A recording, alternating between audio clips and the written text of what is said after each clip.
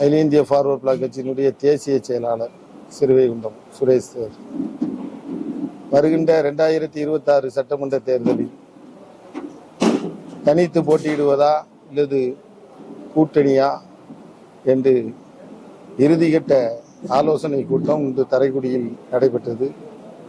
இது மத்திய கட்டுப்பாட்டு குழு தலைவர் தலைமையில் நடைபெற்றது. இப்போது வரை மற்ற விவரங்களை எல்லாம் கட்டுப்பாட்டு குழு தலைவரும் மாநில பொறுப்பாளருமான சரவணகுமார் சார் எல்லாம் சொல்லிட்டாங்க. இதுவரை கூட்டணி சின்னம்மாவிடமிருந்து கூட்டணி இணக்கமான பதிலை எதிர்பார்த்து இருக்கின்றோம். அதே வேளையில் தனித்து போட்டியிட தயார் நிலையில் கட்சி இருக்கும் என்பதை இந்த வேளையிலே தெரிவித்துக் கொள்கிறேன். அதுபோக நீங்கள் அவர்களிடம் கேட்ட கதிரவன் பிரிவு என்று கேட்டீர்கள். ஃபார்வர்ட் பிளாக் இதுதான் ஃபார்வர்ட் பிளாக். கதிரவன் அவர்களை இடைநீக்கம் செய்திருக்கிறார்கள். இந்த கூட்டத்தில் அவரை முழுவதுமாக நிரந்தரமாக நீக்க வேண்டும் என்று தீர்மானம் போட்டு இருக்கின்றோம்.